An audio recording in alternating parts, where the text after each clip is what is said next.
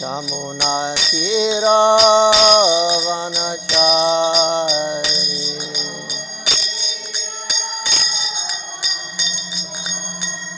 Jamuna Tira Vanachari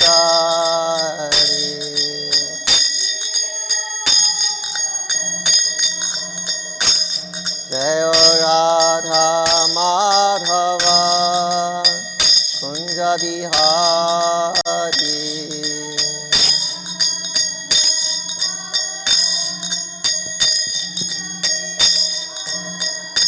Jaya Shri Krishna Chaitanya Prabhu Nityananda Shri Advaita Gadadhara Srivasadi Gaur Bhaktavinda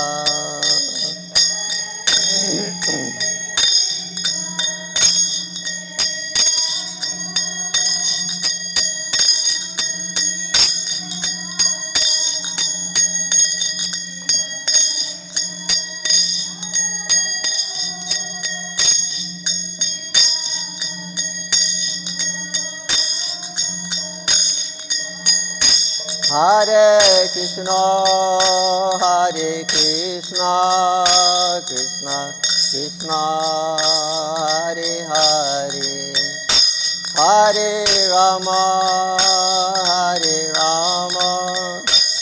Rama Rama, Hare Hare.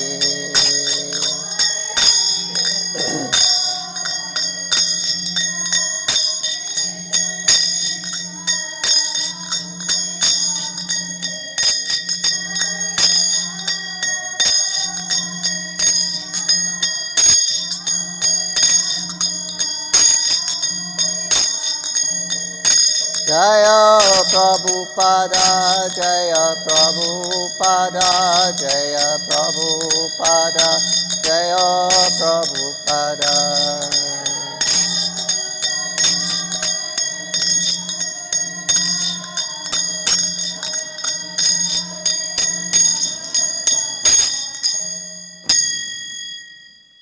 Radha Madhav Ju ki jai, Shri Prabhupada ki jai.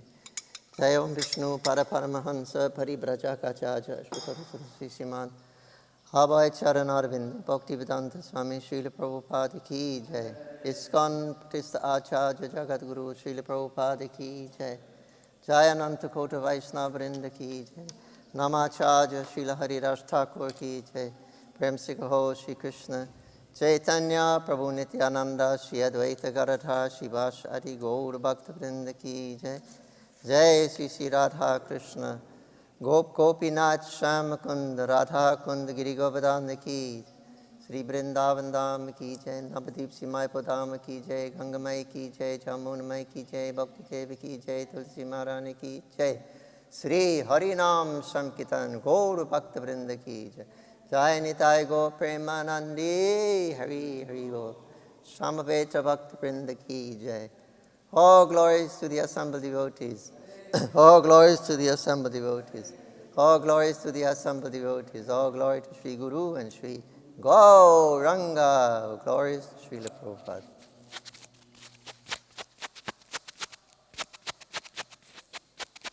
Little bit sound. Hare Krishna. So we're reading from the Srimad Bhagavatam, 10th canto, 10th chapter, Deliverance of the Jamala Arjuna trees. This is text number 26 to 29. Om Namo Bhagavate Vasudevaya.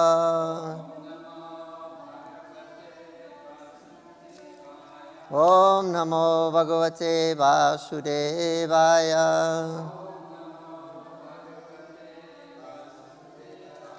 Om Namo Bhagavate Vasudevaya.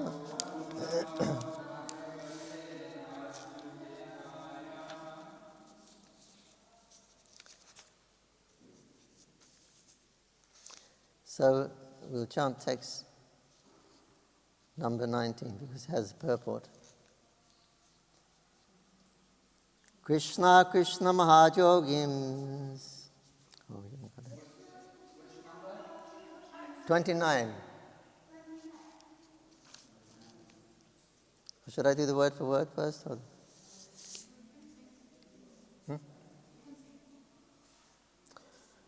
Okay, text 29. Krishna Krishna. O Lord Krishna. O Lord Krishna. Mahajogin, the master of the mystics. Tvam, you, the exalted personality. Adya, the root cause of everything. Purushaha, the supreme person. Paraha, beyond this creation. Vyakta avyaktam, this material cosmic manifestation, consisting of cause and effect, or gross and subtle forms. Idam, this, Vishwam, whole world. Rupam, form. Te, your. Brahmana, learned brahmanas. Bidhu, know.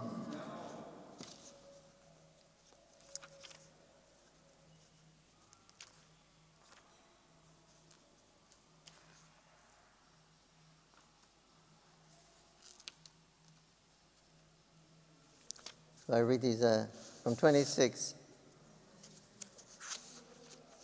I'll read the translations.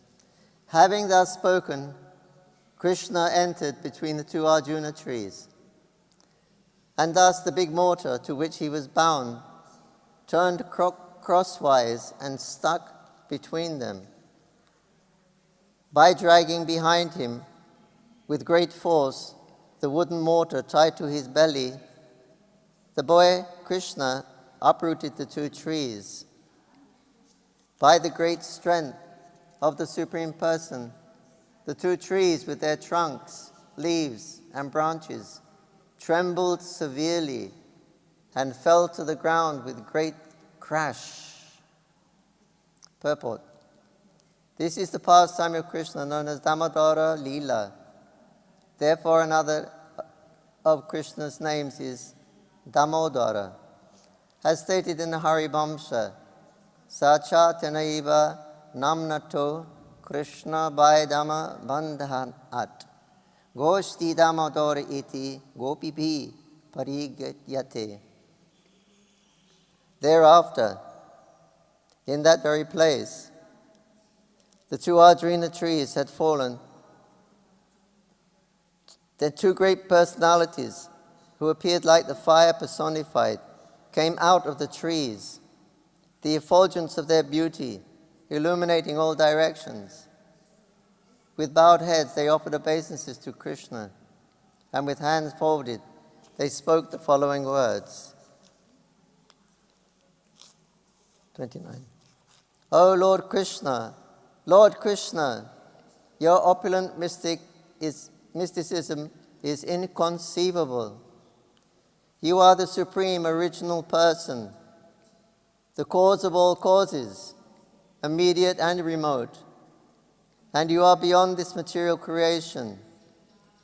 Learned Brahmas know, on the basis of the Vedic statement, Sarvam Kalpitam Brahma, that you are everything, and that this cosmic manifestation in its gross and subtle form, and the cosmic manifestation in its gross and subtle aspects is your form. Please repeat. O Lord Krishna, Lord Krishna, your opulent mysticism is inconceivable. You are the supreme original person, cause of all causes, immediate and remote. You are beyond this material creation. Learned Brahmanas know, on the basis of the Vedic statement, Sarvam Kalpitam Brahma, that you are everything. And this cosmic manifestation, in its gross and subtle aspects, is your form. Purport, Srila Prabhupada. The two demigods, Nalakubera and Manigriv, because of their continuing memory, could understand the supremacy of Krishna by the grace of Narad. Now they admit it. That we should be delivered by the blessings of Narad Muni. That was all your plan. Therefore, you are the supreme mystic. Everything past, present, and future is known to you. Your plan is made so nicely that although we stayed here as twin Arjuna trees, you have appeared as a small boy to deliver us. This was all your inconceivable arrangement, because you are the Supreme Person. You can do everything. Om Agyantimirandasya Jananjanan Shalakayo Takshuram Miritantina Tasmaya Shri Shri Krishna Chaitanya Prabhu Nityananda Shri Advaita Karatha Shiva Shari Gaura Bhakta Vrinda Hare Krishna Krishna Krishna Hari Hari Hari Ramo Rama Rama Hari Hari.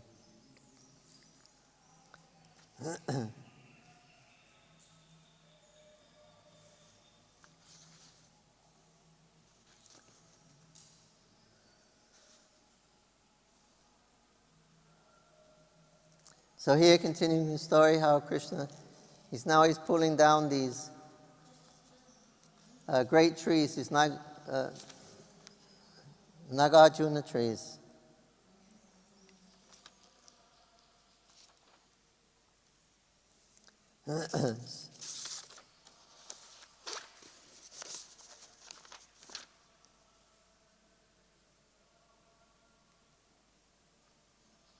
So these Nagarjuna trees, you can see them in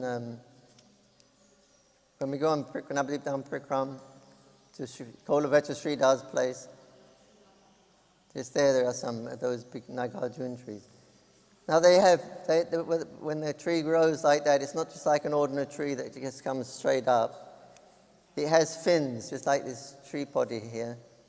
It has fins coming out. It's extremely difficult to pull it down because you've got these like fins coming from different directions. So it's just not an ordinary tree.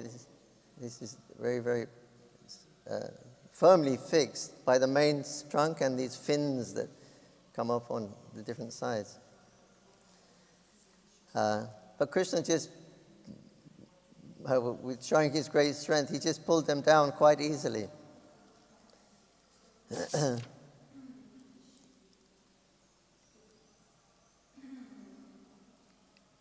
So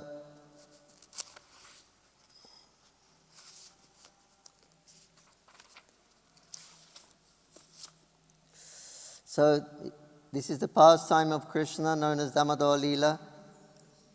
Therefore, another of Krishna's names is Damodar. So Damodar is another name of Krishna because he pulled down, he was tied with a rope around the belly. This is Damodar, his belly? I think it means belly. So, actually God has no name, but he is named according to his activity. It's like being bound around his belly, the Damodar. So then, and Krishna's pastime relationship as being Damodar, being bound around the belly, then Krishna gets his name Damodar. So according to the activities, God gets a name, just like Krishna takes birth as, or he accepts Devaki and Vasudeva as his mother and father.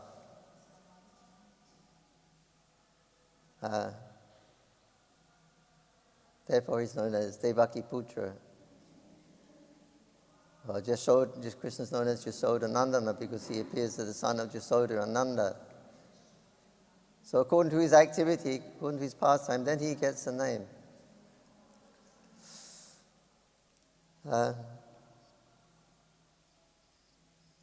Radha Shamashunda, he is blackish. So he gets the name Shamashunda, dark color. Krishna means all attractive. So God is all attractive, so that means Krishna. That attractive energy is Krishna. Krishna is also known as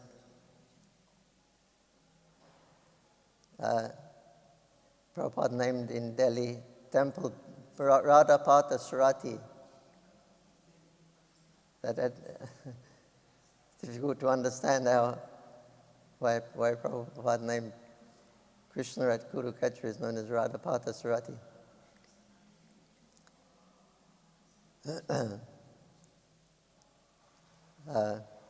But that was in Delhi.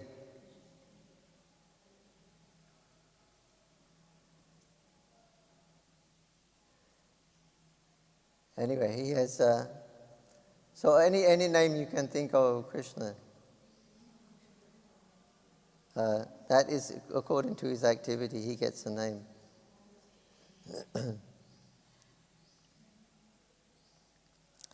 So.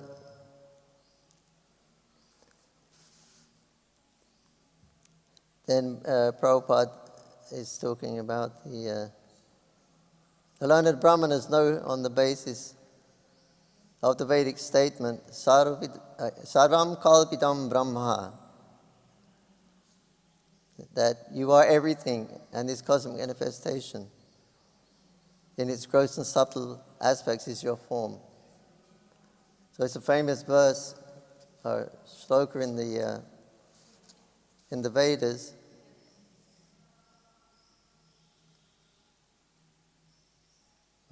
Sarvam Kalvidam Brahma. Everything is Brahman. So everything is Brahman.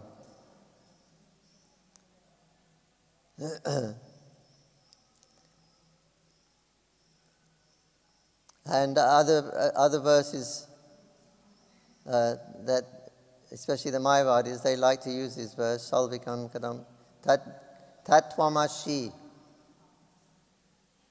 Tatvamashi. Thou art that, or you art that. Thou art that. What you are searching for, that is you. So they like this very much. Tatvamasi. Or Aham Brahmasmi, the same thing.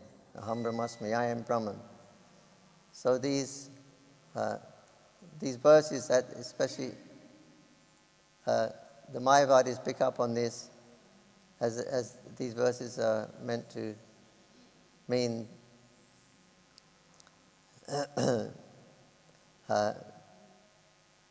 in Shankaracharya's translations or his commentaries on the Vedanta Sutra, then he's using these shlokas. Sarvam Kalvidam Brahma, I am Brahman. Tatvamasi, thou art that. Aham Brahmasmi, See, here he's only speaking of Brahman. He's not speaking of the Para-Brahman, he's just speaking about Brahman. So this Shankaracharya actually, he didn't deny the supremacy of Krishna's form, but he just spoke up to Brahman, which we know is just 1/3 of the realization. Vedanti tat tatvitas tat jnanam abhyam brahmaniti paramatmaniti bhagavaniti sabjati. That those who are learned, they understand the absolute truth in 3 aspects: Brahman, Paramatma, and Bhagavan. So Shankaracharya is just bringing out these points of Brahman aspect. He's not cultivating um, the aspects of Bhagavan, or the personal form of God. So that now he's only dealing, Shankaracharya is just dealing with the 1/3 of God realization, the first part, as Brahman. And Shankaracharya overemphasize these verses to bewilder, to make people become his followers, and so he's kind of bewildering them by just mostly focusing on Kalvidam Brahma, that Krishna is everything, that God is, Bhagavan is, not Bhagavan, Brahman is everything. So, but the Vaishnavacharyas point out that this is not the main mantras in the Vedas. They're emphasizing it as being the main ones. I am Brahman, Aham Brahmasmi. But the main mantra is Omkara, or Hare Krishna. That is the actual main mantra. And that is what is emphasized. So the Om is the Krishna says that I am the Om. So sound representation of the personality of Godhead. That is the main mantra of the Vedas. In every Veda, before you start Om, Om-iti this, Om, Om, Om, you always chant the Om mantras, Bij. And every mantra you start with the. So,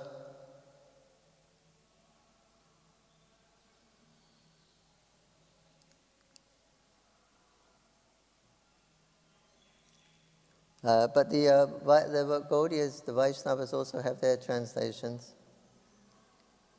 And they say that the Mahavakya, or the most important mantra in the Vedas, is not this Idam Sarvaka Brahman or Aham Brahmasmi, but it is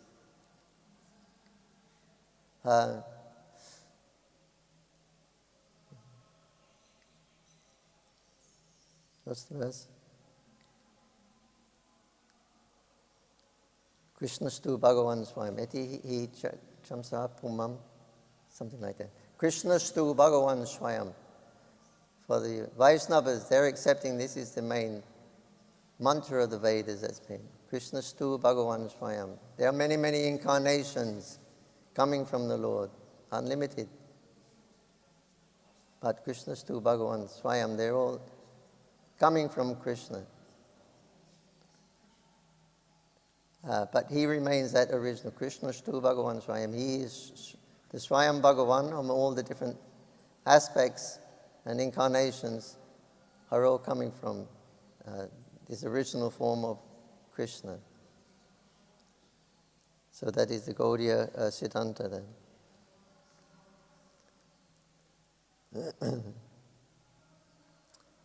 So,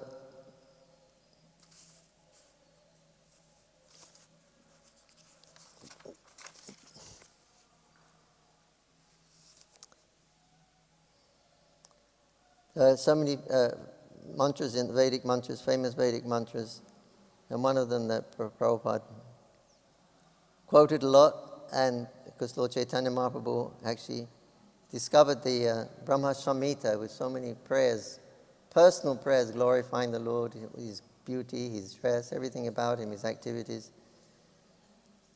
And this is from Brahma Samhita. Lord Chaitanya Mahaprabhu found this in South India and he brought it to Bengal. It had been practically lost because it is so very much direct. Ishvara Parama Krishna Satchit Ananda Vigraha. For the devotees it is direct. But for the non-devotees, it's especially the Jnanis, the Mayavadis, They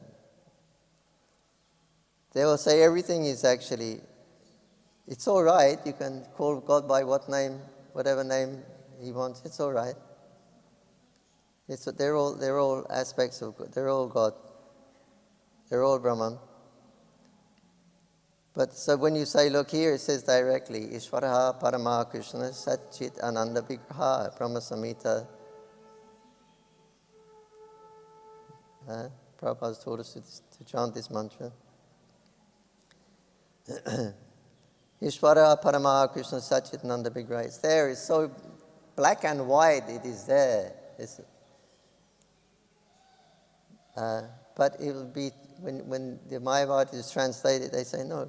Ishvaraha means controller. Everyone knows. That is, we are calling Bhagavan or Brahman or Parabrahman, whatever. So Ishvara, he is the Ishvara, yeah. But in his unmanifested form, in his form of Brahman, he is Ishvara. Everybody knows he is Ish. And Parama Krishna, the Supreme Lord Krishna. Yeah, Krishna is another name. It's just another name of Brahman. You can call Brahman Krishna. Krishna also means dark. Dark means unknowable. That's Krishna. He is inconceivable.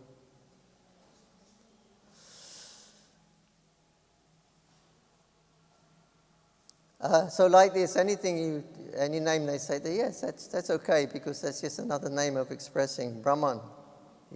Brahman has taken on all these different features. So you can call him by all of these names. But the verse directly said, Ishvara Parama Krishna, the Supreme Controller is Krishna.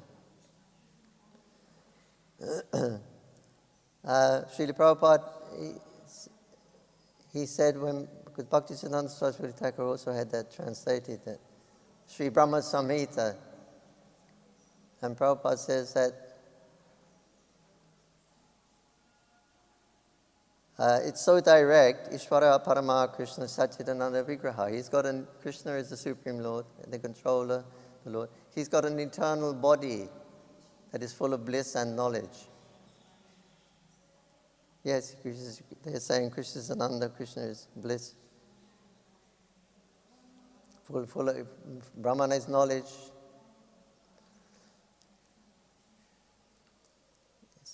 Brahman is eternal. So Satchit, Ananda, they're all different names.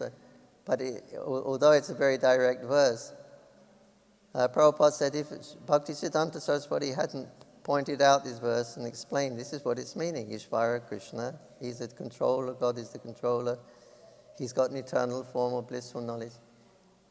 If Bhaktisiddhanta hadn't revealed this, how would we have known?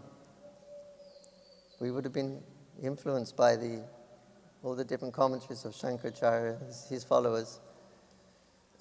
How would we know when everything they say points into impersonalism or Mayavad philosophy? Which it has done, it is doing, it is very, very deeply rooted. In my own experience, I was in India for 1 year, meeting so many so-called sadhus and wandering around. No, not one time anybody told me God was a person. They're using all these names because they have to have some names to describe Bhagavan, this one, this. But actually he's not a person. And Srila Prabhupada, one of his favorite criticisms was Dr. Radha Krishna, who also had a Bhagavad Gita. And he says, when Krishna says, Manmana Madbhakto and Sarvadanam Parityaja, Mami comes from, that you think of me, become my devotee, worship me, offer your homage to me. Give up everything and surrender to me. I will deliver you from all kinds of fears, do not worry.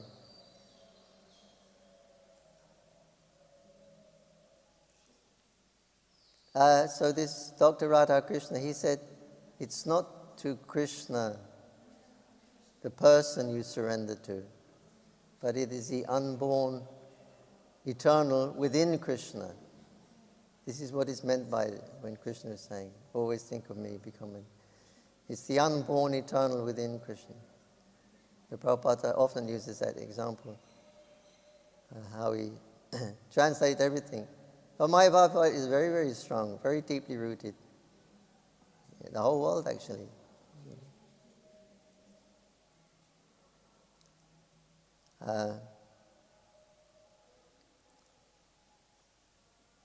So we shouldn't entertain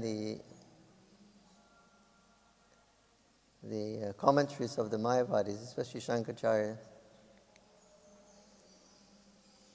He has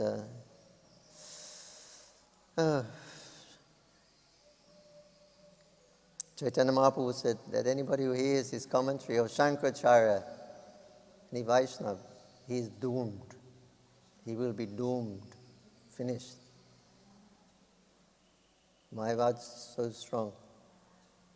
Ultimately, you become one with God, which is what we wanted after all. Why we came in the material world? We want to be the enjoyer. We want to imitate. So here's so many nice philosophies that are very easily acceptable. Aham Brahmasmi means you are Brahman. The Brahman is God, so you are God.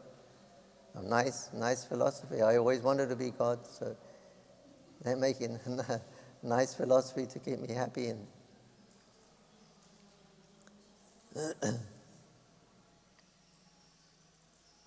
so the devotees, they can explain when you hear from devotees. Otherwise, very difficult. When I met the devotees, first time, they were chanting during Kirtan in the street in Jagannath Puri. And I asked, why are you chanting Krishna's names and Rama's names? According to the Hindu Trinity, we have Brahma, Vishnu, Mahesh, Brahma, Shiva, and Vishnu, who are the creators and maintainers and destroyers of this. Well, why are you not chanting their names? Why chant Krishna's names? And the devotee, new bhakta, he's just been initiated. And he said, we chant Krishna's names because Krishna, he is the Supreme Personality of Godhead. And boom, it struck me. I said, well, nobody ever told me that before. Been meeting so many sadhus and everything, but nobody ever told me God was a person. And here, the first thing that you hear from a devotee, Krishna, is the Supreme Personality of Godhead. That's why we should always keep in association with devotees. It's very rare.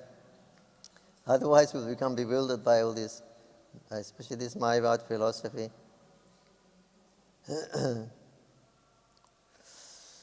So Shankaracharya, more or less, he was just preaching up to Brahmana realization, Aham Brahmasmi. It's not that he directly always said that Krishna is not God or anyone. He just said, you are Brahman, and God is Brahman. So,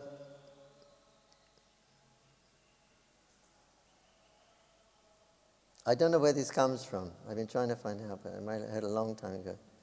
But it was something like a conversation with Prakashananda Saraswati Thakur with Chaitanya Mahaprabhu. And he said that as leader of the sannyasis, it could be another quote from somewhere else, but I can't remember. But anyway, he said that some of us sannyasis, actually, we are liberated. We understand Brahman, Aham Brahmasmi, but there are actually a few of them And with that realization,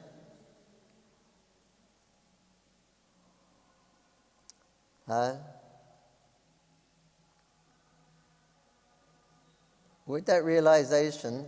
is an awakening of that realization. There's something else there. You're realizing Brahman, but there's something else there. But we cannot explain it because our philosophy, Shankaracharya's philosophy, denies anything else. Something else would mean a duality.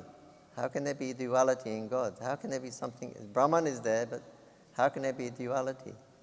But he said those who have actually realized it, they feel that there is something else.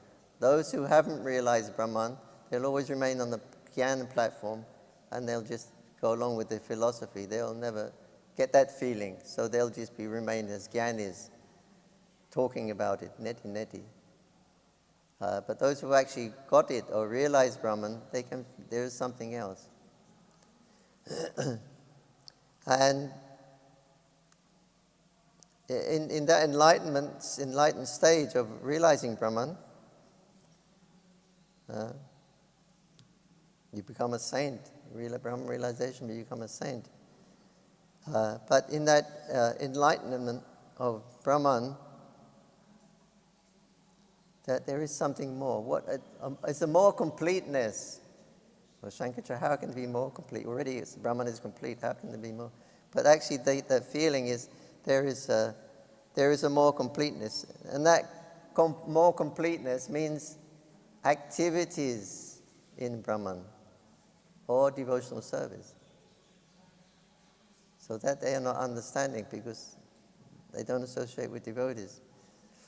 But the devotee understands that feeling that more completeness is Brahman activities, as Prabhupada points out. Just Aham Brahmasmi is okay, but you have to go further, understand what is Brahman activities. Brahman activities means bhakti. Activities in Brahman means bhakti. And the most complete awakening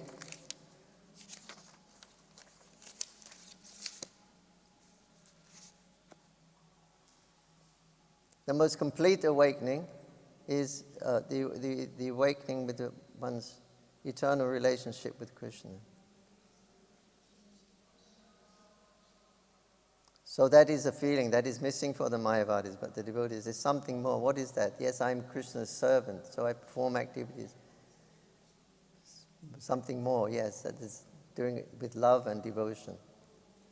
So that is a higher perfection. Nitya Krishna Das. Then we are situated in our constitutional nature perfectly as the eternal servant of Krishna. And the activities of the servant of the master is bhakti. Means bhakti.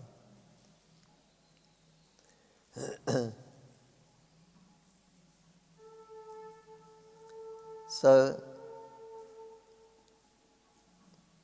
Shankaracharya's his philosophy denies relationship. Because relationship is true. I love you, you love me, or I serve you, you. But he denies his relationship. So,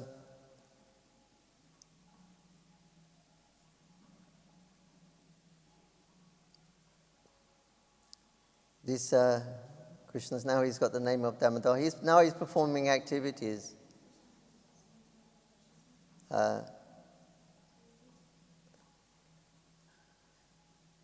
Krishna's performing activities with the boys and calves.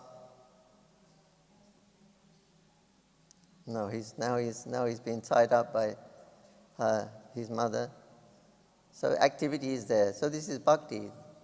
He is Para-Brahman. Everybody is Brahman. But when we engage Brahman activities for the pleasure of this Para-Brahman, the Supreme Brahman, then that is our perfection. So now here is Krishna is the Supreme Brahman. His mother is practically on the same level. She is also Brahman. But when she engages as Krishna is my child, let me feed him, let me clothe him, let me look. That relationship, that is bhakti. The mother is Brahman, Krishna is the Parabrahman. And the activity is bhakti. Activities in Brahman constitute bhakti. So relationship is there, but Shankaracharya's philosophy denies relationship. It denies one's eternal relationship with Krishna. This was Bhakti Siddhanta Saraswati Thakur. He was walking in Calcutta. He was walking in the road, and his disciples, they said, Guru Maharaj, he's one big Mayavadi. He's coming the opposite direction in the street. A big Mayavadi, he's preaching Mayavad philosophy in Calcutta here.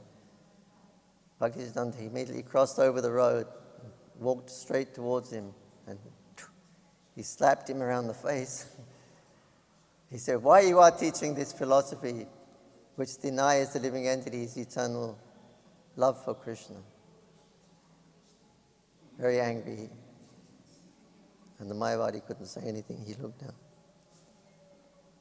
Could not say anything. Shisha Shunyavadi Paschatya Prabhupada also, picking up on his guru's mood, always criticizing the Mayavad philosophy because they're destroying our love for Krishna. Pem Pumata Pumam, the fifth and final stage of life is to love God. But this philosophy denies this final principle of loving God. Love means two. I love you, you love me. So it's denying this principle of love. Saying everything is one.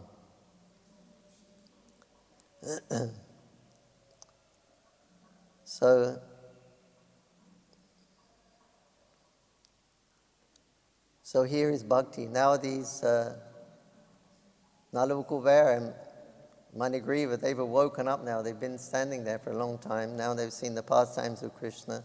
Before they were Vishayis, they were enjoyers. They come from a devotional background, but they were enjoyers. And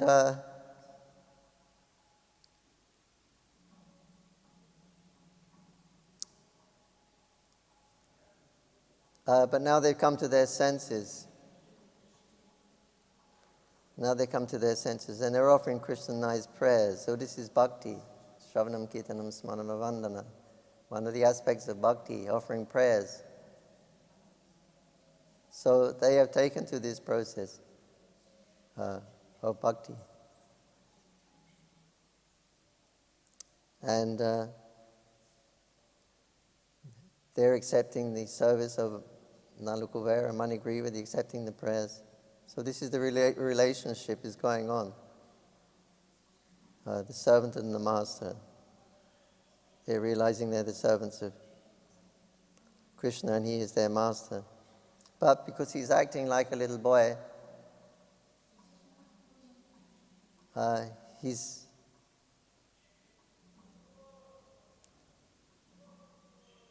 saying to the Nalukuvera Manigriva that you're coming to me and asking me now to be liberated. You want to be from your situation of he's being bound, being taken a birth of trees. You want liberation, Krishna says, but I'm just a little boy. I'm bound up myself. My mother's bound me up, and you're asking me to free you, but you're already liberated, and I'm liberated. And you're asking me this question. You can please free us from this bondage of birth. So Krishna's like enjoying these every pastime. So he's just making a new relationships. So this is all bhakti. The whole thing becomes a thing of bhakti, but all of Krishna's activities and pastimes are all going on the platform of bhakti. So anything in relationship with this Brahman becomes Brahman also, like Brahman. Everything is Brahman anyway. But when we use everything in Krishna's service, then awakens brings out the love for Krishna, awakens our love for Krishna. Otherwise, everything is Krishna, everything is Brahman. Krishna says in the Bhagavad Gita that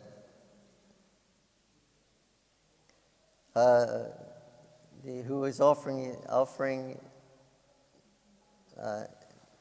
he is Brahman. What he is being offered, that is Brahman. To whom it's being offered, that is Brahman. The result, that is also Brahman.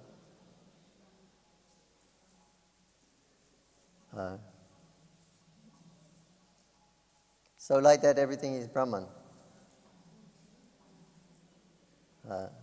So Brahman is life. Without Brahman, there is no life. But if that life of Brahman, which activates the body, if it's not used, that life is not used in serving Krishna, then we just remain engaged in serving Maya, Jagat, the material world. But if we use the material world to serve Krishna, even if it means tying Krishna up like his mother, then that activity becomes Brahman. That is devotional service. So,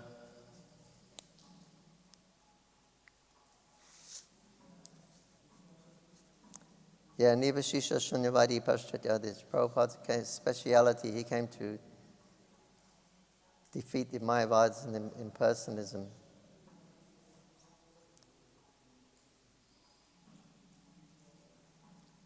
In Prabhupada's poem, Vyas Puja offering to Srila Bhaktisiddhanta Saraswati Thakur, one verse, absolute is sentient, conscious.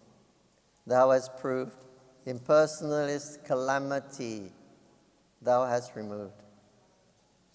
Impersonalist calamity, it's a big calamity, it's a big joke, it's gone beyond the joke.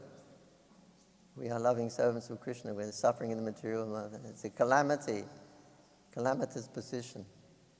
Impersonalist, absolutely sentient, that God is a person. Thou hast proved, impersonal calamity, thou hast removed. You've taken away that calamity, you're revealing everything, what is Krishna, what is not Krishna. And Bhaktisiddhanta Saraswati Thakur very much like that. He said, have you seen this poem by Abhay? When people were coming in his room, he would show him, have you seen this by Abhay? Very good, he has understood.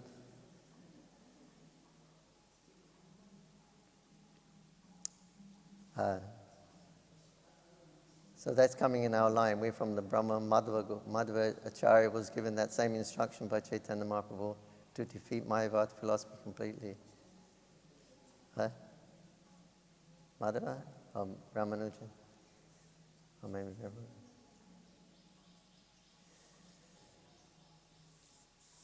Yeah, maybe Ramanujan. To completely wipe out the Mayavad philosophical understanding. So Srila Prabhupada, how much he's done to save the world from this Mayavad influence? So much. We didn't even know what Mayavad was. We're so bound up and caught up and entangled in. Even you're trying to search for truth. We're so bound up by this impersonal calamity. It's a calamitous position.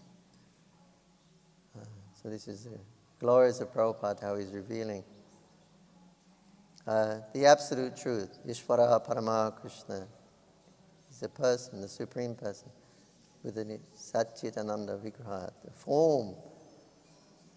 form of eternal bliss and knowledge. Srila Prabhupada's grace, he has revealed all these aspects. Srila Prabhupada ki jai, Srimad Bhagavatam ki jai, Shambheda Bhaktivinoda ki jai, Nitai Gaur Premanandi. Hari Hari. Thank you. Any comment or question? What about Brahmagyanis? How do you distinguish between Brahmagyani and Mayavada? Oh, Brahmagyanis. Like the four Kumaras, they're Brahmagyanis. They knew Krishna, that Krishna is God, but they were, and the Brahman is the God's effulgence, but they were more attracted to the Brahman aspect. Peace, Shanti, they were very, very sadhu, very peaceful and Shanti. They like that situation. There's a lot of people, they would like that situation. Peace, very prominent today. They're talking of spirituality, and most of the time it's centered around peace. They want peace. Peace of mind, because nothing's going to happen until you've got peace of mind. No realization is going to come until your mind is purified. So they're talking of peace of mind. What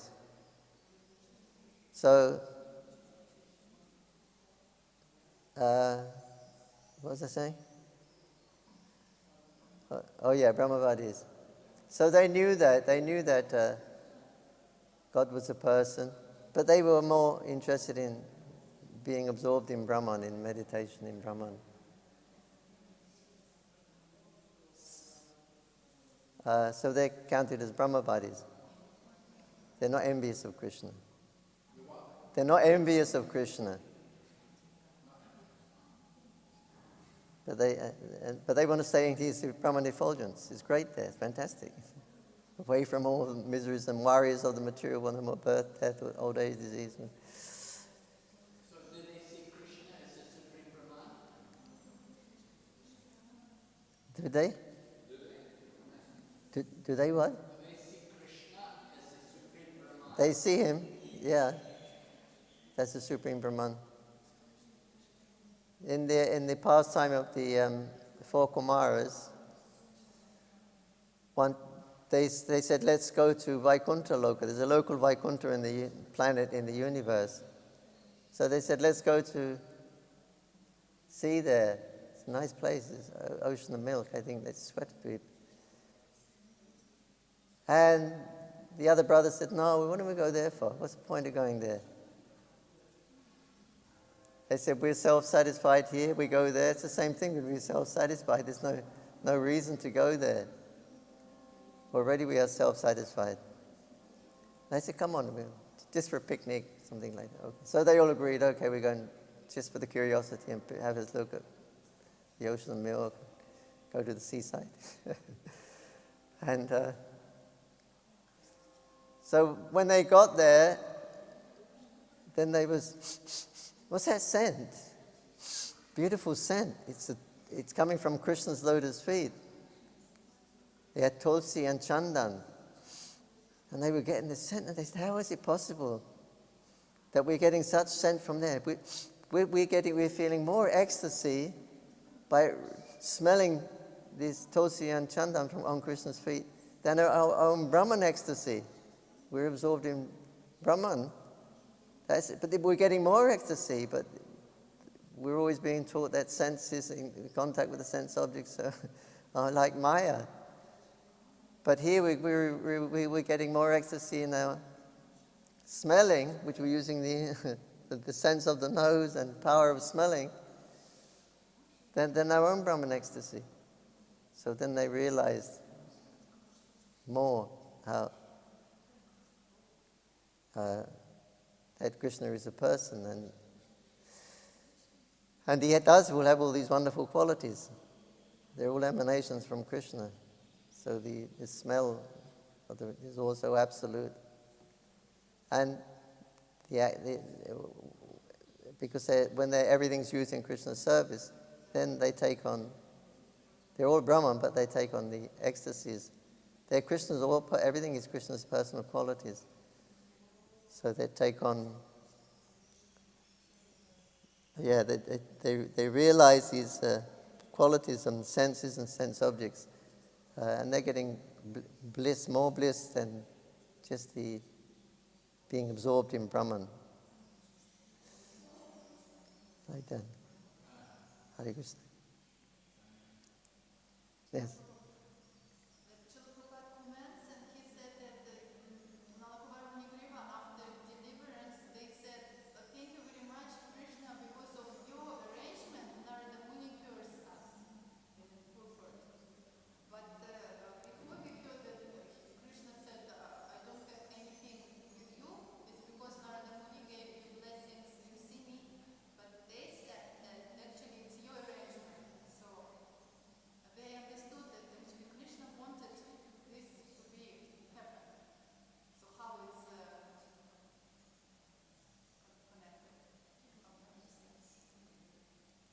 The question is,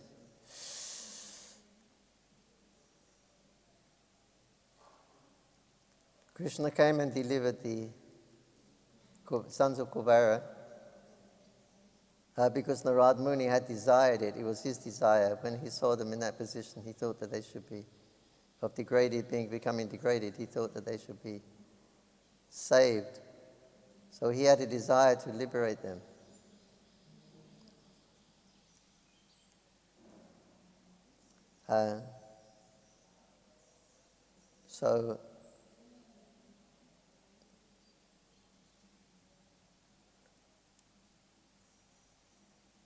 But Krishna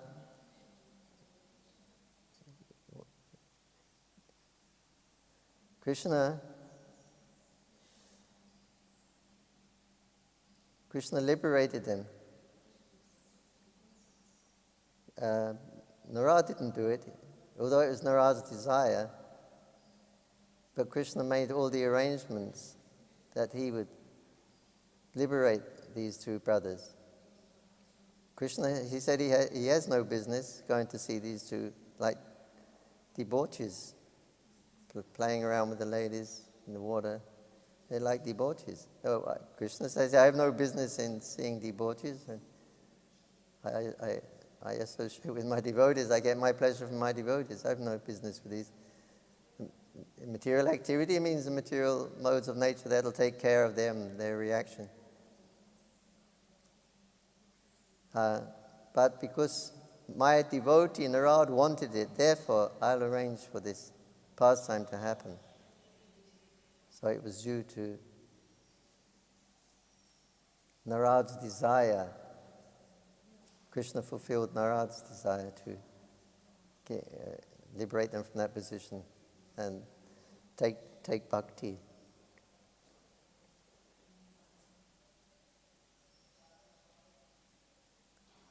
Okay?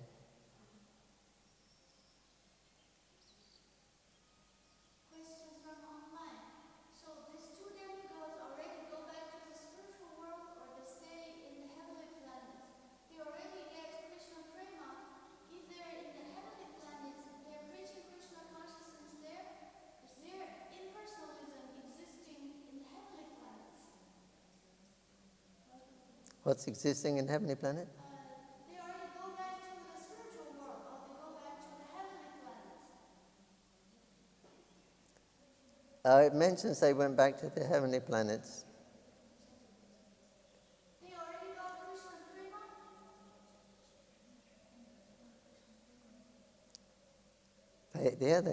They were seeing the pastimes, and now they're realizing Krishna's glories. They're offering those prayers to Krishna. They have love. That's it. It may not be in Shakya Ras or anything, but it's in Shanta Ras. All these prayers are in Shanta Ras and Dasa Ras. Dasa Ras, they're offering prayers. So,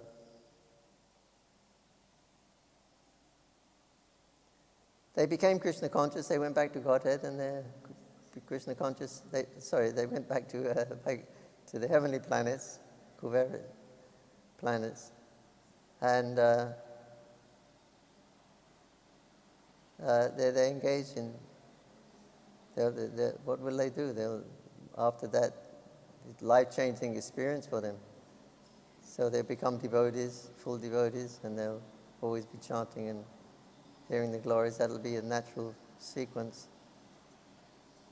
And when they leave their body, they can go back to Godhead. Prabhupada said there's three kinds of transcendentalists: the Jnanis, the Yogis, and the Bhaktas. And the Jnani, he has to wait until he leaves his body before he gets his liberation, mukti. And the yogi, he has to wait till he leaves his body before he gets his siddhis. And the devotee also, he has to wait till he leaves his body before he gets bhakti, or he goes back to serve Krishna in bhakti. So they all have to wait till they leave this body. So just now everyone here, Prabhupada's designed this society where everyone's fully absorbed in devotional service. So the next birth is that you go where they're performing devotional service. So that's not in the material world. So that's in the spiritual world. So the devotees, after performing a lifetime of devotional service in this planet, when they leave their body, remembering Krishna, then they go back to Godhead and engage again in service of the Lord with love. In the heavenly planets, there is also impersonalism. There what? Impersonalism also exists in higher planets. In the higher planets, Higher planets, there is also impersonalism. impersonalism in the higher planets.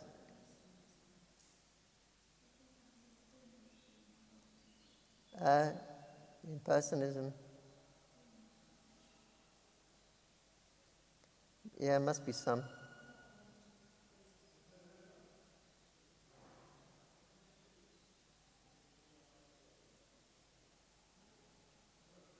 In the higher planets. It's an old philosophy, it's a Vedic, one of the systems of philosophy coming from the Vedas. The Vedas are eternal. So that it's always going to be there somewhere, Mayapur philosophy, to some degree or another. We have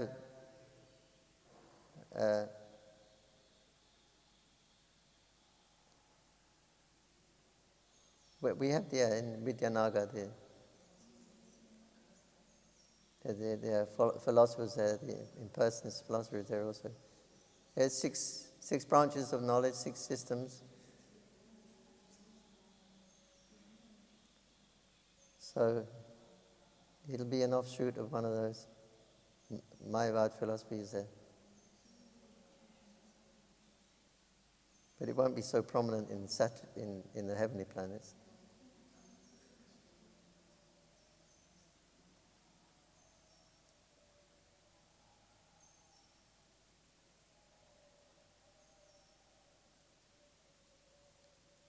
You want to go there? Okay. Okay.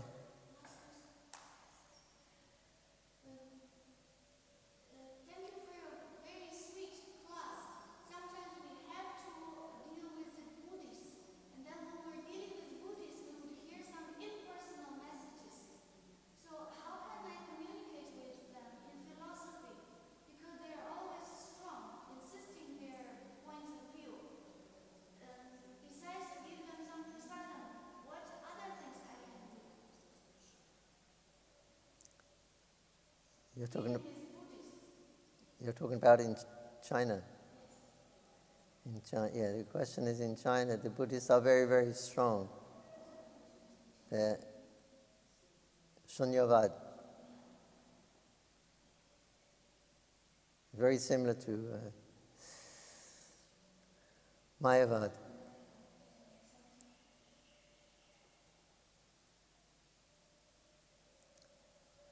Buddhist philosophy that there is no God. Atheism. No God means atheistic. The Shankar's philosophy is there is a God, but you cannot see him, you cannot touch him, you cannot... What use is a God like that? You cannot know. So they're similar philosophies.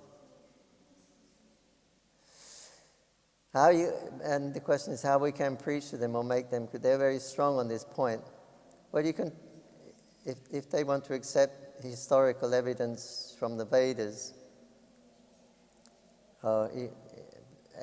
in the Padma Purana it tells how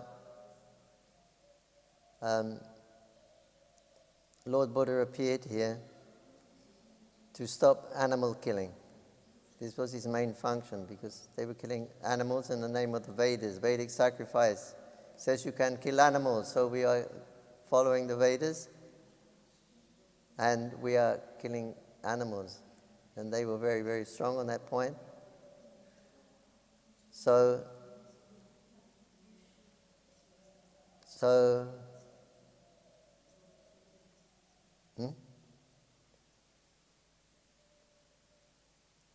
so Krishna, he felt compassion for the animals. So Buddha is an incarnation of Krishna. Shaktavesh avatar. He's an incarnation of Krishna. And he came, and Krishna told him to come here and present this Mayavad philosophy. Very similar to, no. Oh, okay, sorry.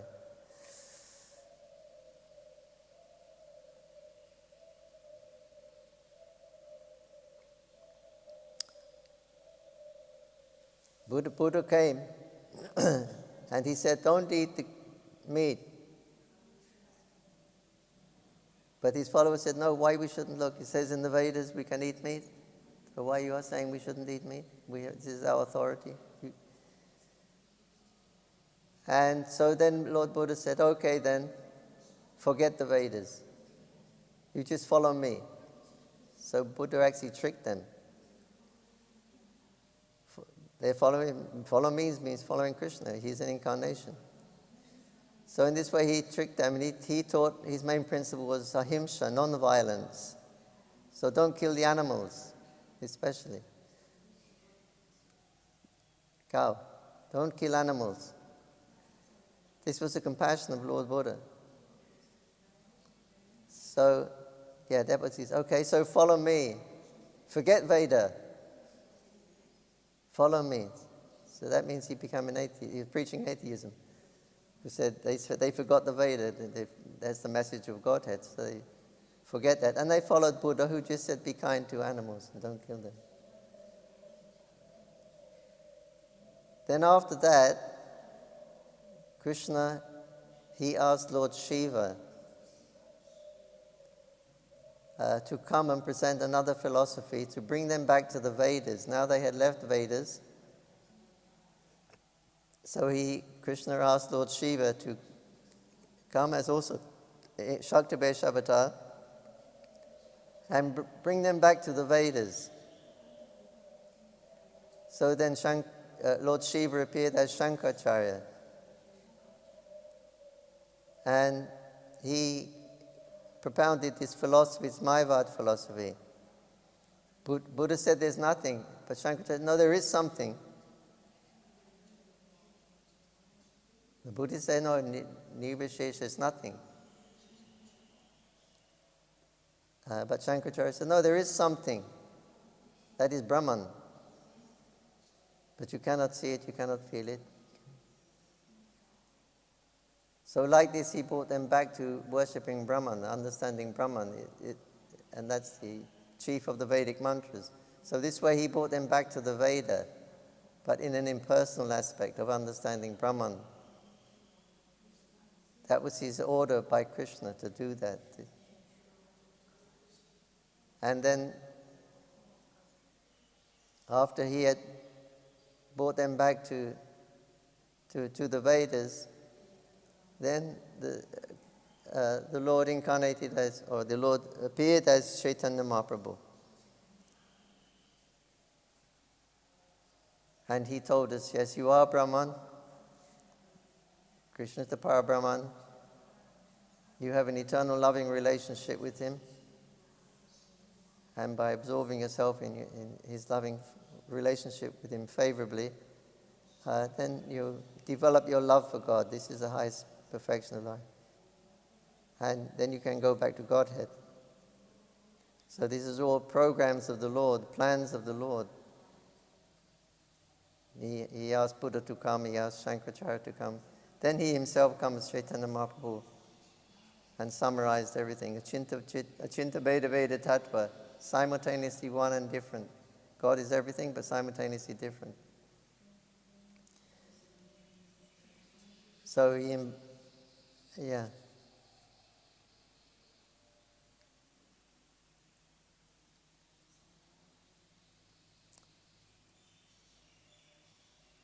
So it's a plan of the Lord. There's a progression there from Buddhas to Shankaracharya to Chaitanya Mahaprabhu.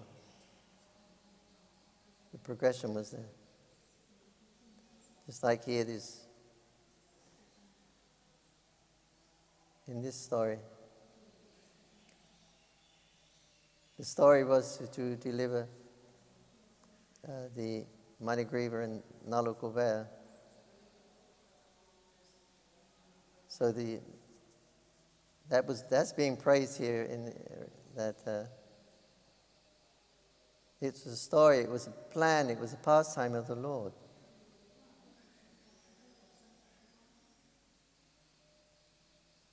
That you delivered these Nalukubera Manigriva on behalf of Narad Muni.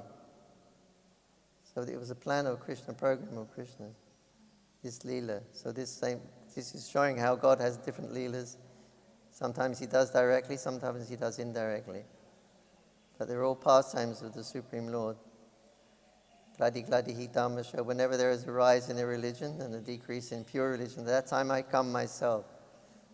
I make the program, how the Yuga Dharma will be executed. What is the Yuga Dharma? How to execute it. So Krishna's making all these different arrangements for the benefit of all the living entities to go back home, back to Godhead.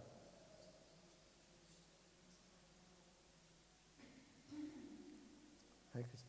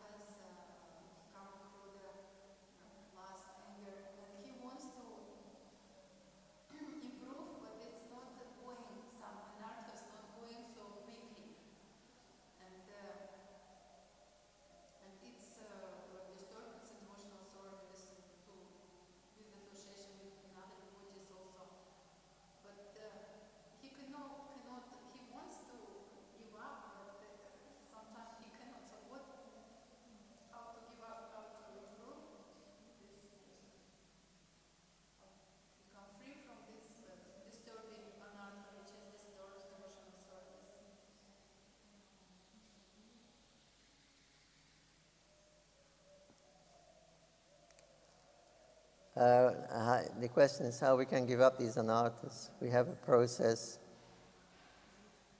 And even though we try it, still we get affected by kam, krodh, lobh, moha, these bad qualities. How we can... How to become free from this. And perform devotional service.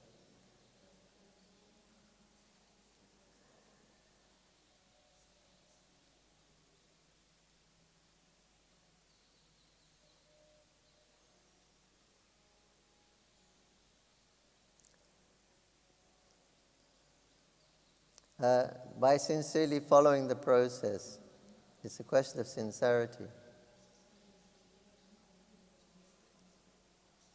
How sincerely we follow the process. So we have a process of Vedi sadhana bhakti, beginning from rising early in the morning and going to Mangalarti, japa, etc. We have a program. Now how sincerely we execute, that's up to each individual. But the program is there and the program works, it's perfect. Otherwise, why Srila Prabhupada would give us such a program? Why Rupa Goswami would give us write all these devotional processes if it didn't work? Why Lord Chaitanya Mahaprabhu himself take to the process of different devotional practices, hearing, chanting, etc.? If they didn't work, why would the Lord and his devotees... So it does work. If you put it into practice, it does work, the result is there. You will get the result. But if you're not so sincere, then it'll be slower. Haridas Thakur, in the Harinam Chintamani, he says that there are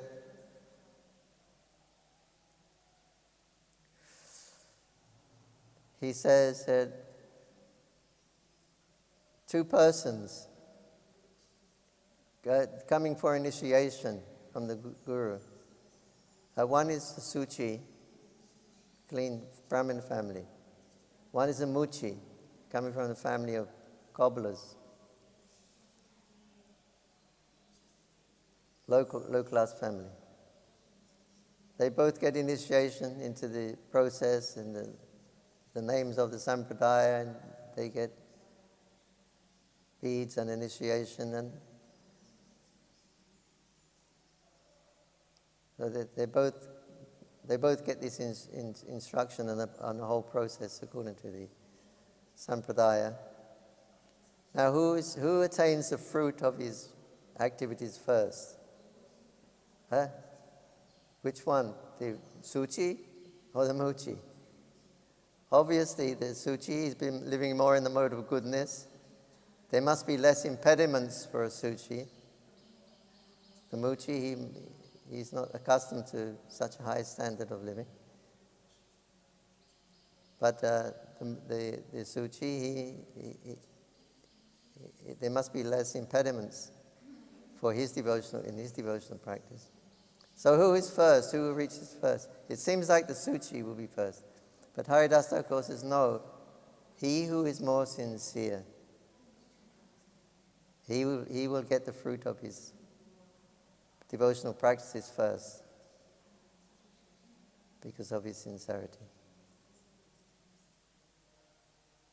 So Mahaprabhu has come to give up to love of Godhead, Prem Bhakti, to everyone. But you can receive according to sincerity.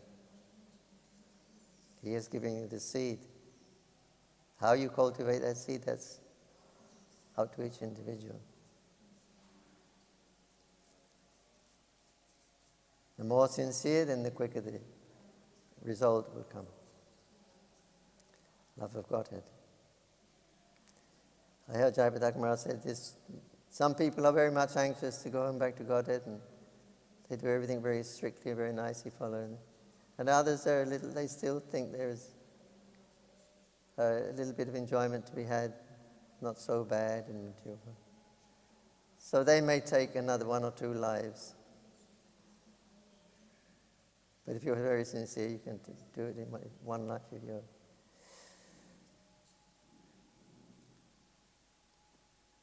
Before you follow very, very sincerely, then it happens very quickly, the whole process.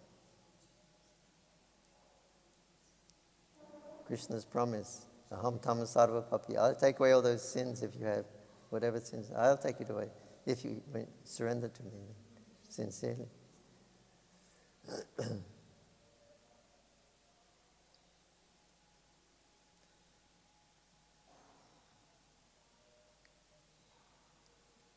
Some persons may be a relative of a devotee, and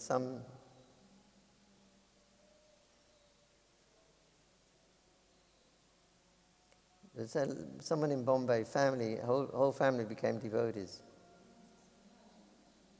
And the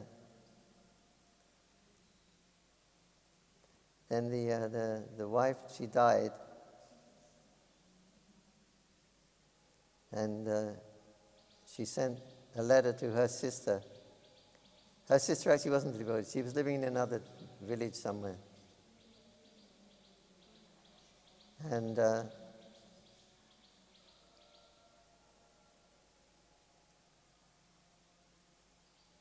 she didn't know anything about Krishna consciousness. She only knew her husband.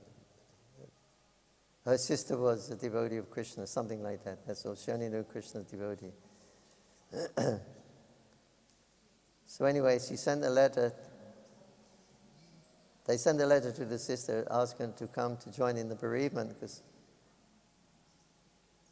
I think the husband died. Well, one of them died. Anyway, when she came there, and she came in the house, and there was a picture of Prabhupada on the wall, and she said, "Oh, I know that man." She said, "He came to me last night in my dream. And he said, everything is all right. You don't worry for anything.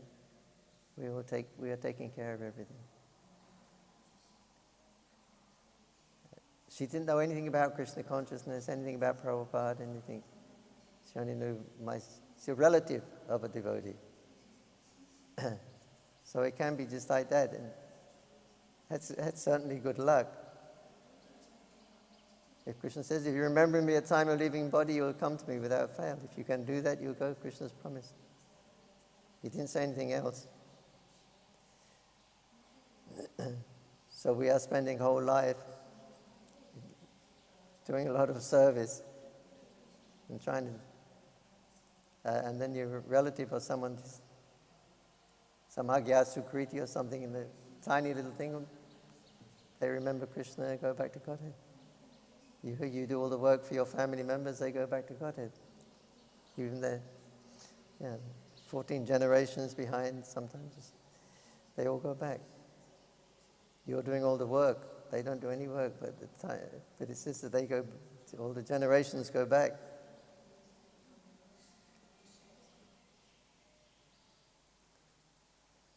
And that's their good fortune. Good fortune is a devotee in the family. You know?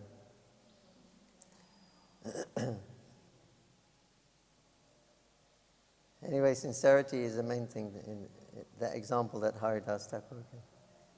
That will determine the speed.